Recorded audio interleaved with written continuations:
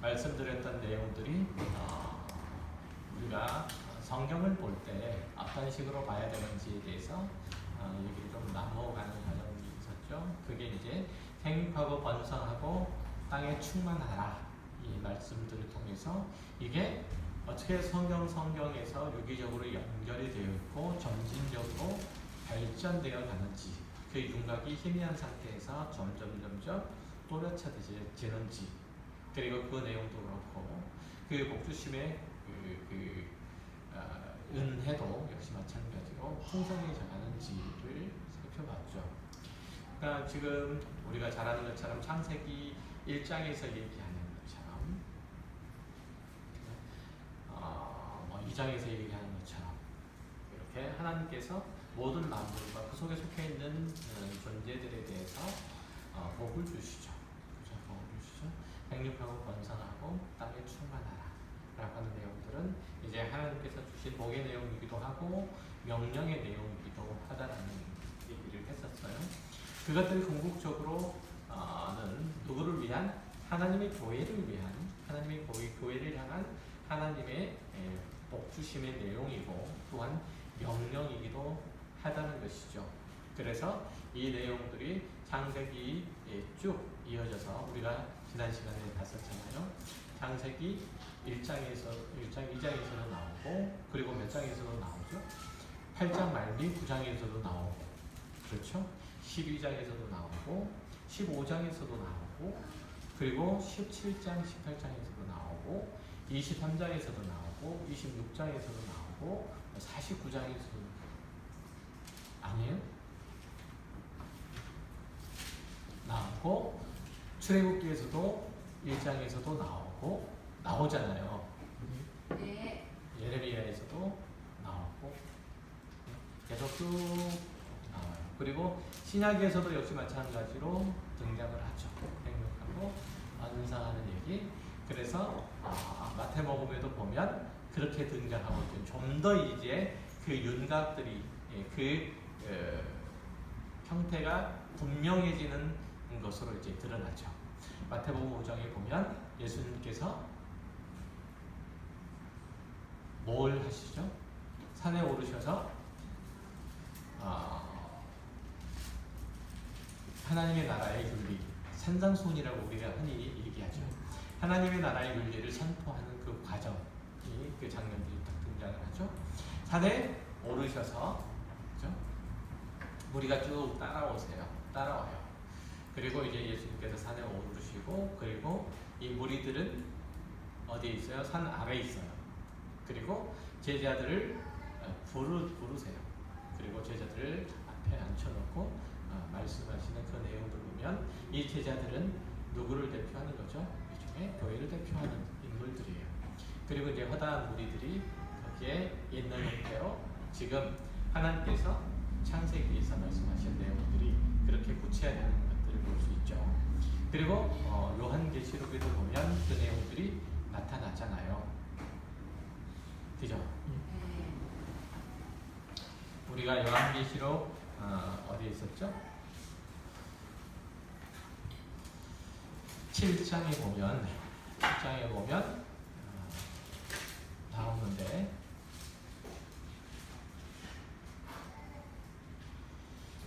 유다 지파 중에서 인침을 받은 자가 7장 5절부터 쭉 나오잖아요. 유다 지파 중에서 인침을 받은 자가 22,000여 그렇게 해서 이제 이스라엘 자손의 각 지파 중에서 인침을 받은 사람의 숫자들이 쭉 나열이 되고 그리고 이제 그 다음에 이후에 내가 보니 각 나라와 족속과 백성과 방 안에서 아무도 능히 셀 수 없는 큰 무리가 나와 흰옷을 입고 손에 종려 가지를 들고 보좌 앞과 어린 양 앞에 서서 큰 소리로 외치니 이 아무도 능히 셀 수 없는 큰 무리 이게 생육하고 번성하고 땅에 충만하여 구체적으로 드러난 그죠? 하나님의 백성들 그 무리를 나타내는 거예요. 이렇게 완전하게 그리고 뚜렷하게 그리고 완성된 숫자로 그렇게 요한계시록 7장에서는 등장하는 것을 볼 수 있어요. 그래서 하나님의 말씀은 이렇게 어떻다? 유기적일 뿐만 아니라 점진적이다 라는 사실들을 얘기를 했었죠. 네. 자, 그런데 하나님께서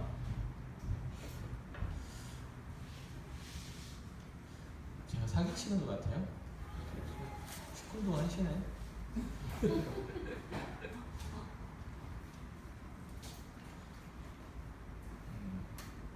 제가 처음에 너무 다운시켰어요. 죄송합니다. 그럴 생각은 저도 많이 있었어요. 어쨌든 하나님께서 이 하나님의 백성들이죠. 하나님의 형상들을 이 땅 가운데 가득 채우시기를 원했어요. 하나님의 형상들, 그렇죠? 하나님의 형상들을 이 땅 가운데 가득 채우시기를 원했어요. 왜요?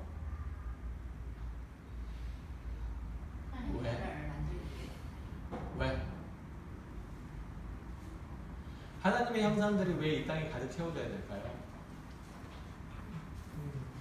한 10명만 되면 안 되나? 한 20명만 되면 안 되나요?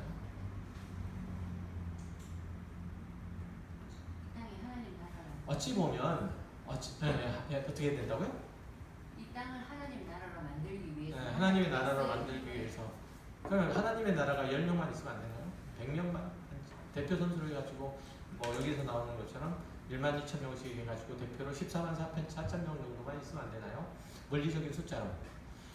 누구네들은 그러잖아요. 14만 4천 자기네들만 구원받는다고.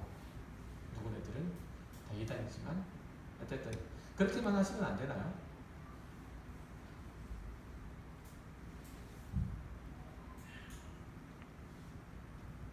응? 대답을 해보세요. 대답을. 그렇게만 하시면 안 돼요? 한 뭐 대표 선수로 14만 4천 명 정도만 딱 구원을 하고 나머지는 다 제외시켜버리는. 아예 하나님께서 예정하실 때 하나님의 백성들을 예정하시다. 그죠? 우리가 흔히 얘기하는 타락전 뭐 선택, 타락 후 선택 뭐 이렇게 다 떠나서 하나님의 선택된 백성, 택한 백성을 14만 4천으로 미리 장세 전에 딱 정해 놓으시면 안 되겠느냐고요. 왜 생육하고 번성하고 땅에 충만해야 될까요? 그거 다 지난번에 설명했던 거예요. 그런데 별 관심이 없으셔가지고 그렇게 심오한 얘기는 나하고 전혀 상관없는 그런 얘기라고 생각하면 뭐 저도 띵까띵까 놀게요. 같이 놀죠 뭐. 같이 놀죠. 왜 그래요? 왜 생육하고 번성해서 땅에 충만해야 돼요? 자, 하나님께서 우리가 우리의 형상을 따라서 우리의 모양을 따라서 사람을 만들자 라고 했을 때 이 우리의 모양은 무엇을 얘기한다고 그랬어요? 그죠? 삼위일체 하나님의 연합된 형식, 그쵸? 그 형태를 취한다라고 그랬죠. 그래서 성부와 성자와 성령 하나님께서, 그쵸? 삼위 하나님께서 이제 서로 연합하여 하나를 이루시되, 그쵸? 하나를 이루시되 서로를 향한 무엇이 기쁨이, 서로를 향한 사랑이, 서로를 향한 만족이 충만했던 거죠. 그죠? 기쁨과 만족과 사랑이 충만했던 거예요. 그죠? 그래서 이 충만함, 이 만족과 기쁨과 사랑과 이것들의 어떤 충만함들이 이 온 우주와 만물 가운데 또 역시 마찬가지로 가득하기를 원하셨던 거죠. 그래서 하나님께서는 당신의 형상을 닮은 존재를 창조하시기를 원했어요. 그래서 인간을 창조하시되 당신의 형상을 닮은 존재로 창조하셨어요. 그래서 남자와 여자로 창조하셨어요. 그래서 남자와 여자를 창조하시고 인격적인 존재로 창조하셔서 하나님과 교제할 수 있도록, 그죠?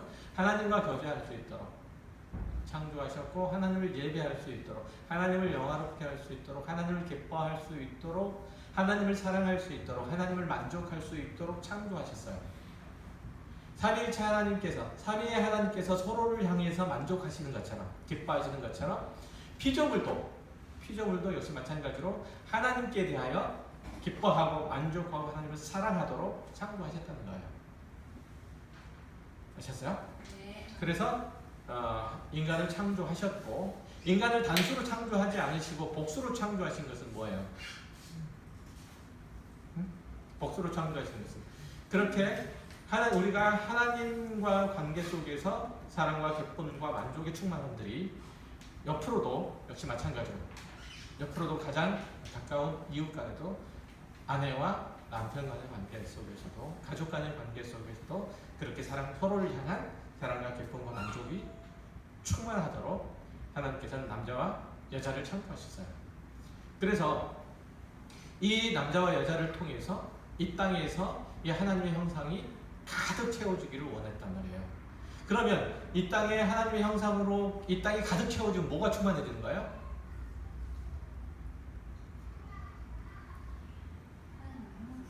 뭐가 충만해지는 거예요? 하나님의 기쁨과 하나님의 만족과 하나님의 사랑이 이 땅에 가득 채워지는 거잖아요. 그러니까 이 땅에 하나님을 닮은 형상들이 많아질수록 더 좋아요, 안 좋아요? 더 좋은 거잖아요. 그렇잖아요. 더 하나님의 만족이, 하나님의 기쁨이, 하나님의 사랑이 더 풍성해지는 거잖아요. 그래서 생육하고 번성하고 땅에 충만해야 되는 거예요. 이해하셨어요? 그래서 이 땅의 교회가 용성해야죠. 그죠? 이 땅에 하나님의 백성들로 가득 차야죠. 그렇지 않겠어요? 그러니까 내가 복음을 들고 나서는 이유가 뭐예요? 그거예요. 하나님을 닮은 존재를 이 땅에 가득 채우시고자 하는 하나님의 명령, 하나님의 그 거룩하신 뜻, 이것에 순종하는 것이고, 그 하나님의 기쁨과 하나님의 사랑과 하나님의 만족에 동참하는 이로써 우리가 선교를 생각하는 거예요. 이해하시겠어요? 그러니까 그 사람을 예를 들어서 뭐 천국에 보내느냐 아니면 지옥에 보내느냐, 이런 식의 어떤 그 가장 단순하고 가장 뭐 이원론적인 어떤 생각과 의식 속에서 내가 복음을 전해, 이런 개념은 적어도 훨씬 더 뛰어넘는, 그보다 훨씬 더 고차원적인 선교의 이유가 있는 거죠. 그래서 마태복음 28장에서 주님께서 이렇게 말씀하시죠. 뭐라고요? 땅끝까지 이르러 어떤 식의 증인이 되는 거예요? 예수 그리스도께서 하나님을 위해서 그렇게 사셨던 것 같은, 그렇죠? 하나님의 만족과 하나님의 기쁨과 하나님의 사랑이 되셨던 것처럼 하나님께서 그리스도 성자이신 예수 그리스도를 그렇게 사랑하시고 기뻐하시고 만족하셨던 것처럼 그 증인으로 가라는 거예요. 단순하게 예수를 믿으면 구원, 안 믿으면 지옥, 이런 원색적인 그 복음만을 가지고 가는 것이 아니고, 물론 그것도 필요해요. 굉장히 중요한 내용이고, 졸리우세요? 많이 졸리우신 것 같아요. 그렇지만 어쨌든 그래서 생육하고 번성하고 땅에 충만해야 되는 이유가 거기에 있는 거예요. 아셨죠? 그러면 이제 그 전도해야 되는 이유가 아주 분명해지는 거잖아요. 선교해야 되는 이유가 아주 분명해지는 거잖아요. 그렇죠? 단순하게 이제 의무로서 나에게 주어진 책임으로서 뿐만이 아니고, 물론 그 부분도 필요하지만 내가 누리고 있는 이 기쁨, 이 만족, 이 사랑, 하나님과의 관계 속에서 이 사랑을 함께 있는 이들에게도 같이 누리도록 하게 만드는 거죠. 그렇게 하게 하는 거예요. 그게 이제 전도인 셈이죠. 근데 내가 하나님에 대한 사랑이 없고, 그죠? 하나님의 복음에 대한 어떤 의미에서 감격, 이 복음에 내가 설득됨이 없고, 이 복음 안에서 내가 살아내는 일이 없는데, 이 복음을 가지고 어디 가서 누군가를 설득하는, 누군가를 만족시키고 누군가를 행복하게 하고 또 누군가에게 기쁨을 주는, 사랑을 주는 어떤 행위로서 내 복음 증거가 있을 수 있겠어요? 없죠? 당연히.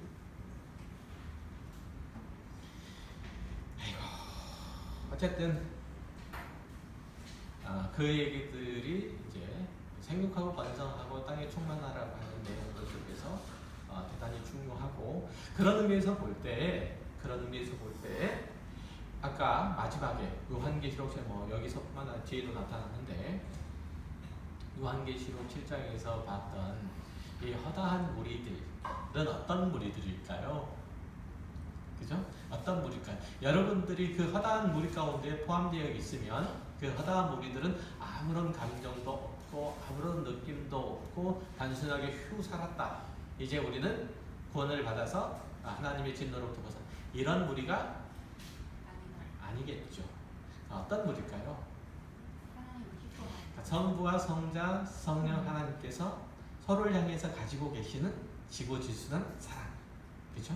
으로 가득 찬, 기쁨으로 가득 찬, 만족으로 가득, 서로를 향한 수고와 수고를 향한 헌신으로 가득 찬, 그죠? 이런 모습 속에서의 이 허다한 무리겠죠. 그럼 가까운 교회는 역시 마찬가지잖아요. 그러니까 서로를 향한 수고와 헌신과 또 열심들이 있어야 되는 거죠. 사랑이 있어야 되는 거죠. 각자가 가지고 있는 직분을 다함으로써뿐만 아니라 형제 자매라고 하는 기본적인 그죠? 기본적인 서로의 어떤 관계들 속에서 그렇죠. 제가 여러분에 대해서도 마찬가지고 여러분 제 대해서도 마찬가지고. 그러니까 제가 여러분을 사랑하고 또 여러분을 섬기고 여러분들에게 기쁨을 주고 만족을 주는 가장 좋은 방법 중에 하나가 뭘까요? 말씀을 잘 전하는 것이 되지 않겠어요? 그렇게 되겠죠.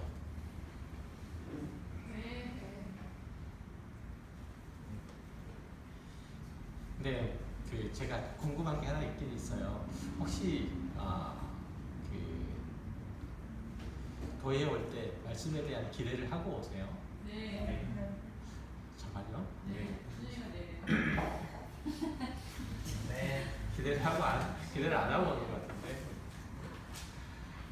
어쨌든 그런 어떤 우리 마음 가운데 있어서 서로를 향한 헌신의 마음들, 희생의 마음들, 또 기꺼이 그를 향해서 봉사하리라, 그죠? 라고 하는 그런 마음들이 우리 가운데 있어야 돼요. 그렇죠? 부부가 서로를 향해서 봉사하는 것처럼 아닌가요? 그렇잖아요. 부부가 서로를 향해서 봉사하는 거잖아요. 서로를 향해서 헌신하는 거고요. 서로를 향해서 수고하는 거예요. 부부가 그게 깨지면 부부는 신뢰가 깨지는 거고요. 그거는 뭐 부부뿐만 아니라 가족의 관계가 깨지죠. 한번 볼까요? 오늘 딴 얘기를 자꾸만 하게 되는데 에베소서 2장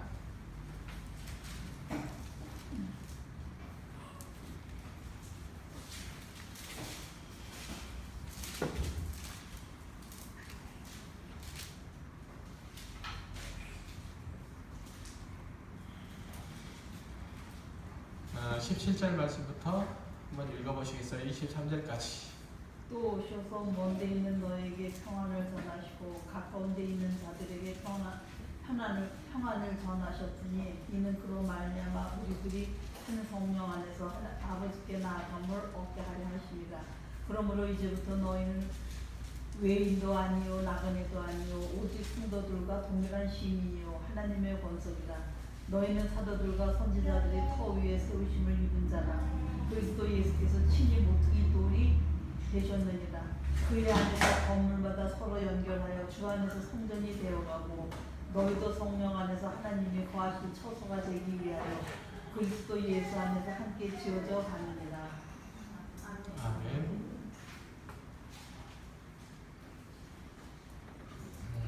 1장 한번 다시 한번 읽어보시겠어요? 1장 22절 23절.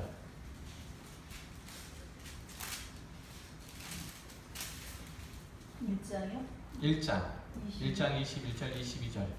모든 통치와 권세와 능력과 주권과 이 세상뿐 아니라 에베소서 1장 22절 23절. 1장. 에베소 1장 22절이라고 하셨잖아요. 네, 1장. 2장? 1장 22절 23절. 네. 또 만물을 그의 발 아래에 복종하게 하시고 그를 만물 위에 교회의 머리로 삼으셨느니라. 교회는 그의 몸이니 만물 안에서 만물을 충만하게 하시는 이 충만함이니라. 아멘. 자, 제가 거꾸로 원문으로 읽었는데 1장 22절, 23절, 또 2장 18절부터 쭉 나오는 내용들이 다 뭐죠? 지금 하는 얘기가. 자, 1장 22절, 23절에서는 뭘 말씀을 하시냐면 교회는 그의 몸이니 만물 안에서 만물을 충만하시게 하시는 이의 충만함이니라 이렇게 얘기하잖아요. 교회, 자, 만물 안에서 만물을 충만하시는 이는 누구예요? 누구? 지금 앞에서 쭉 얘기하시는 분 누구죠? 그리스도 예수. 그죠? 그리스도 예수. 이분이 만물을 충만하게 하시는 이에요. 그런데 이 만물을 충만하시긴 하시는 예수 그리스도의 충만함은 뭐예요? 충만함이 뭐예요? 한글이잖아요. 네? 충만함이 뭐예요? 만물을 충만하게 하시는 이 충만함이 뭐예요? 그분이 뭘로 충만해져요? 아니 있잖아요 여기. 교회는 그의 몸이니 만물 안에서 만물을 충만하시게 하신 이의 충만함이니라. 자, 주어는 뭐예요? 수로는? 수로, 서술어 충만함이니라잖아요. 그러니까 주어라고 수로만 한번 보세요. 뭔지. 교회는 충만합니다. 뭐에? 예수 그리스도의 충만함이다. 교회가 충만함이에요. 그러니까 예수 그리스도는 교회의 충만함이에요. 그러니까 다시 말하면 예수 그리스도는 교회로 말미암지 않고는 충만하지 않겠다는 뜻이잖아요. 교회가 충만하지 않으면 다른 모든 것도 뭐 다 충만하더라도 예수님은 안 충만하시다는 얘기잖아요. 그렇잖아요.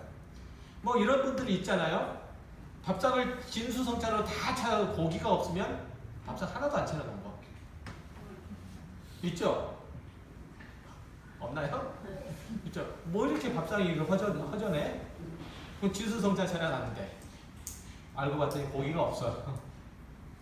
나물로만 잔뜩 차려있어. 아니 밥상이 왜 이래? 그러니까 그런 거예요. 일종의 뭐 좀 비교가 좀 그렇긴 하지만 예수님께서는 교회가 충만하지 않으면 충만하지 않겠다는 거예요. 그러니까 교회는 예수 그리스도의 뭐예요? 신부라고 얘기를 하잖아요. 나중에 이제 설명을 하겠지만 신부라고 얘기하잖아요. 그러니까 그리스도와 교회와 관계는 신랑과 신부의 관계예요. 이것은 최초에 하나님께서 아담과 하와를 만드셔서 이것은 뭐예요? 교회와 그리스도와의 뭐예요? 모형. 아담과 하와는 교회와 그리스도와 교회의 모형. 원형은 뭐예요? 그리스도와 교회예요. 그러니까 그리스도와 교회를 이루시기 위해서 아담과 하와를 두신 거예요. 이해하셨어요? 그 원형이에요. 근데 자, 교회가 그러니까 우리가 예수님께서는 지금 배가 고프신 건데 이 배고픔은 무엇으로? 우리의 충만함을 통해서 채우시겠다는 거예요. 우리가 그리스도를 닮은 존재로 하나님의 성품으로 가득 찬 자, 하나님의 선함으로 가득 찬 존재로 하나님의 은혜를 가득 누리고 있는 자로 하나님의 사랑을 풍성하게 누리고 있는 자로 하나님의 인격과 하나님의 뜻과 하나님께 대한 순종으로 가는 자 그런 거예요. 이런 존재로 이제 예수님께서 우리를 세우시고 그러니까 하나님의 형상으로 온전하게 세워지는 그런 존재로서 교회 이건 난 예수 그리스도의 충만함이에요. 그러니까 예수님께서는 뭐가 모자라신 분이에요? 아니잖아요. 뭐가 모자라신 분이 아니에요. 뭐가 부족하신 분이 아니에요. 그럼에도 불구하고 다른 어떤 것으로도 만족한 배부름으로 삼지 않겠다는 거예요. 무엇으로만? 단지 교회를 통해서만 바로 여러분들로만 만족함을 삼겠다는 얘기예요. 충만함을 삼겠다는 거예요. 그러니까 예수님께서 만천하를 가지고 있어도 이건 다 어찌 보면 말짱황이에요. 말짱황. 아무것도 필요 없는 거예요. 뭐가 없으면 저와 여러분이 없으면 여러분이 굶주리면 여러분들이 배고프면 여러분이 헐벗으면 여러분이 가난하면 여러분이 보잘것 없으니 그렇게 하셔야 됩니다. 그 결과 뭐로 났어요? 십자가로 나타났잖아요. 그래서 지금 2장에서도 보는 18절에서 보는 것처럼 그로 말미암아 우리 둘이 한 성령 안에서 아버지께 나아감을 얻느니라. 그러므로 이제부터 너희는 외인도 아니고 하는 자들도 아니고 오직 그 성도들과 동일한 시민이요 하나님의 권속이라. 너희는 사도들과 선지자의 서유의 세우심을 받은 입은 자라. 그리스도 예수께서 친히 모퉁이 되는 되시네. 그의 안에서 건물마다 서로 연결하여 주 안에서 성전이 되어가고 너희도 성령 안에서 하나님이 거하실 처소가 되어져 가느니라. 그리스도 예수 안에서 함께 지어져 가느니라. 우리는 그리스도 예수 안에서 예수를 기초로 해서 함께 지어져 가는 존재예요. 그러니까 예수 그리스도라는 그 터 위에서 우리가 함께 지어져 가도록, 그러니까 예수 그리스도가 없으면 우리는 터가 될 수가 없는 거예요. 건물로 지어져 갈 수가 없는 거예요. 그러니까 그런 존재로 우리를 부르시는 거죠. 이건 우리가 신앙생활 하는 데 있어서 대단히 중요한 관계로 이해를 할 수 있어야 돼요. 자, 그래서 하나님께서는 이렇게 교회를 이루심에 있어서 예수 그리스도를 통해서 당신의 충만함이 되시기를 원하신다. 당신의 기쁨이 되시기를 원하신다. 만족함이 되시기를 원하신다. 이런 얘기죠. 그래서 아까 다시 얘기로 돌아가면 우리 공동체 안에서 서로를 향한 기쁨과 서로를 향한 만족과 서로를 향한 사랑을 각자가 모아도록 옆에 있는 형제 자매들에게 채워주도록 수고하고 애를 써야 돼요. 아셨어요? 굉장히 중요한 개념이에요.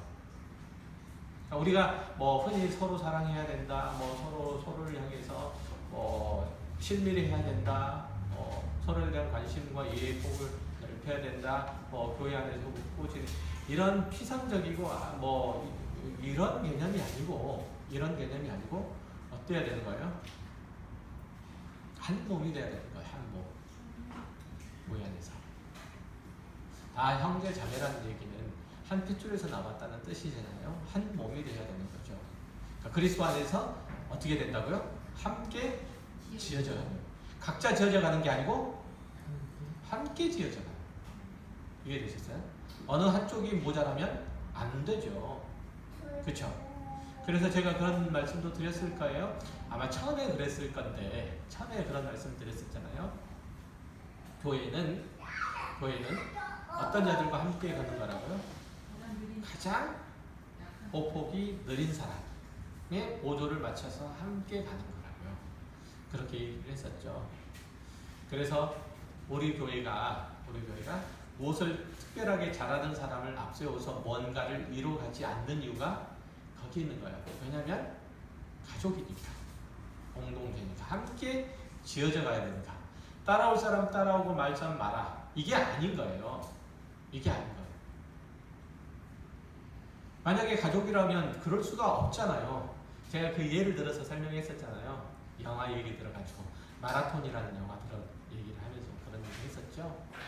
조승우 나오는 영화, 그죠? 자폐증 걸린 아이인데 온 가족의 라이프 사이클이 걔를 중심으로 해서 움직이잖아요. 엄마 김미숙으로부터 시작해가지고 그 동생까지 다. 어찌 보면 그 동생의 입장에서 보면 늘 불만했던 게 그러죠. 형을 위해서만 사는 것처럼 그렇게 보여지는. 그렇죠? 교회가 그런 거예요. 이렇게 세워져 가는 것이죠. 그러니까 서로를 향한 기쁨과 만족을 채우기 위한 최선을 다한 노력과 수고와 헌신들이 우리 각자에게 있어야 되는 거예요. 이게 그리스도 안에서의 가정, 또 그리스도 안에 조금 더 넓게 교회. 넓게라 그래서 조금 덜 해도 된다는 얘기는 아니에요. 아셨죠? 그러니까 이거는 잘 안 되잖아요. 부부 사이가 제일 안 되지만 그래도 부부 사이는 같이 있는 시간들이 되게 많아요. 그렇죠? 같이 있는 시간들이 되게 많아요. 그래서 주거니 받거니 콩이야 팥이야 이런 식으로 맞든지 안 맞든지 서로 끼워 맞춰가는 시간들이 많이 있는데 교회에서는 형제 자매들끼리 그런 일들이 별로 없죠. 그래서 가장 위험한 게 뭐예요? 서로에 대한, 교회 안에서의 가장 위험한 게 뭐예요? 서로에 대한 무관심. 이건 되게 위험한 거예요. 그러니까 서로를 향한 수고와 헌신들, 내가 저 사람을 반드시 내 기쁨으로 삼겠다 라는 생각과 의식들이 우리 가운데 있어야 되는 거예요. 이게 되게 중요한 의식이에요. 자, 어쨌든지 하나님께서 이렇게 어떤 의미에서 볼 때, 하나님의 입장에서 보면 별 의미도 없고 또 어찌 보면 가치도 없어 보이는 이성, 그러니까 남자와 여자를 만드셔가지고 이 생육하고 번성하고 땅에 충만하라고 하는 이 명령들을 수행을 하도록 하셨을까요? 왜?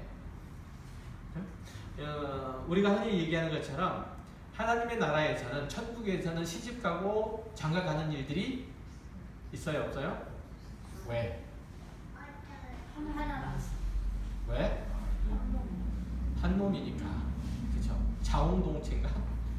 한 몸이니까 한 몸을 이룰 필요가 없는 거잖아요. 더 이상 한 몸을 다시 또 이룰 필요가 없잖아. 이미 한 몸인데. 그렇잖아요. 그러니까 이 한 몸을 이루는 작업들을 어디서 해요? 가정에서 하고 교회에서 하는 거잖아요. 그렇죠? 그래서 교회가 공동체 그렇게 얘기하는 거잖아요. 제가 아까 얘기한 내용들이 다 그래서 필요한 거잖아요.